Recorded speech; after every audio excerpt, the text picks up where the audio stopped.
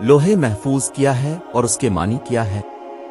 قرآن مجید کے لکھے ایک ایک لفظ کے معنی اور اس کی تفسیر ہر ایک شخص جان سکتا ہے، لیکن قرآن کریم میں بیان ہوئے کچھ ایسے الفاظ جن کا مطلب نہ تو آج تک کسی کو پتہ چلا اور نہ قیامت تک پتہ لگ پائے گا، یہاں تک کہ خود رسول اکرم صلی اللہ علیہ وسلم نے ان الفاظ کا مطلب صحابہ کرام کو نہیں بتایا ہے، جنہیں راز رکھا گیا اور ان کے پیچھے بہت بڑی حکمت ہے۔ ان الفاظ کو حروف مقطعات لوح قرآنی کہا جاتا ہے، جنہیں لوگ گھروں، دکانوں اور تعویذ بنا کر گلے میں برکت کے لیے لٹکا کر رکھتے ہیں۔ یہ الفاظ اللہ اور رسول اکرم صلی اللہ علیہ وسلم کے درمیان ایک کوڈ ورڈنگ ہے، جس کا مطلب امت کو نہیں بتایا گیا۔ بہت سے علماء ان الفاظ کا اندازہ لگاتے ہیں کہ رسول اللہ صلی اللہ علیہ وسلم کی امت کے لیے قیامت کے دن بہت سی خوشخبریاں چھپی ہیں۔ اگر ان الفاظ کا مطلب لوگ جان جاتے تو روز آخرت کے لیے اتنی محنت نہ کرتے جتنا کہ لوگ آج اللہ کے خوف اور جہنم سے بچنے کے لیے کرتے۔ یہ صرف محض اندازوں پر مشتمل ہے جس کا ہر فرقے کے علماء مختلف مطلب نکالتے ہیں۔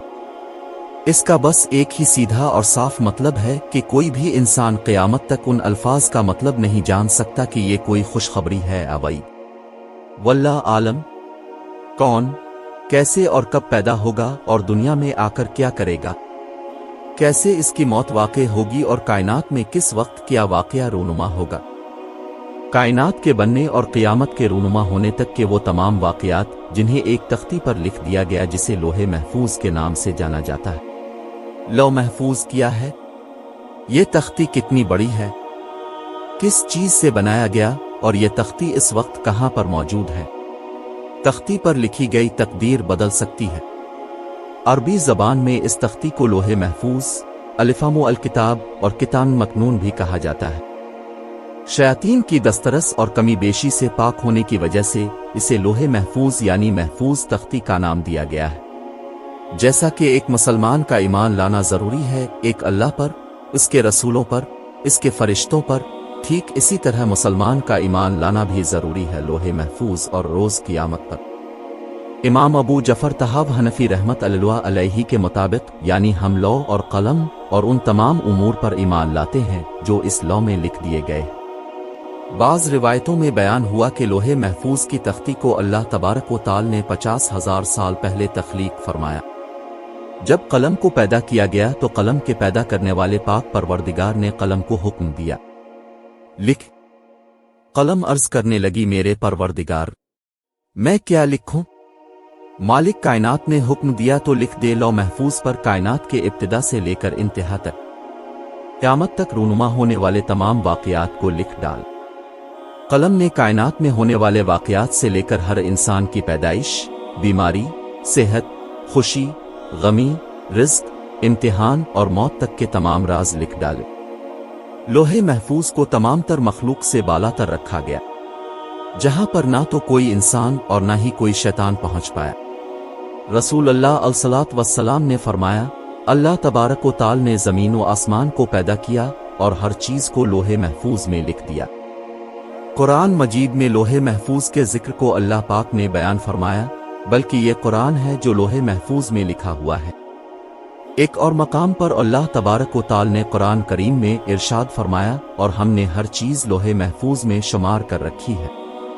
روایتوں میں بیان ہوا کہ لوح محفوظ کو سفید موتیوں سے بنایا گیا اور اس کے صفحات سرخ یاقوت سے بنے ہیں، جبکہ اس پر لکھی گئی تحریروں کو نور سے لکھا گیا۔ رسول اللہ صلی اللہ علیہ وسلم نے فرمایا، اللہ تبارک و تعالی ہر روز 360 مرتبہ لوح محفوظ کی طرف نظر فرماتا ہے۔ روایت میں بیان ہوا کہ لوح محفوظ کی لمبائی زمین و آسمان کے برابر ہے، چوڑائی مشرق و مغرب کے برابر ہے، جبکہ لوح محفوظ عرش کے دائیں جانب لٹکی ہوئی ہے اور اس کی اصل ایک فرشتے کی گود میں لٹکی ہوئی ہے۔ حضرت ابن عباس فرماتے ہیں، لوح محفوظ کے سینے پر لکھا گیا کہ اللہ کے سوا کوئی عبادت کے لائق نہیں، دین اسلام ہے اور محمد صلی اللہ علیہ وسلم اس کے بندے اور رسول ہیں۔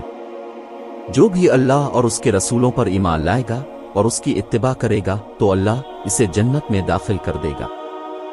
حضرت ابو سنان رضی اللہ تعالی عنہ نے فرمایا، اللہ کے سب سے قریب لوح محفوظ ہے جو عرش کے ساتھ لٹکی ہوئی ہے۔ جب اللہ تبارک و تعالی کسی چیز کا ارداف فرماتے ہیں تو لوح محفوظ پر لکھ دیتا ہے۔ یہ لوح محفوظ حضرت اسرافیل کے ماتھے کو آ کر ٹکراتی ہے، جبکہ حضرت اسرافیل اللہ کی عظمت کی وجہ سے اپنے سر کو جھکائے اور نظروں کو نہیں اٹھاتے۔ حضرت اسرافیل کے ماتھے سے ٹکرانے کے بعد اسرافیل اس تختی پر لکھے حکم کو دیکھتے۔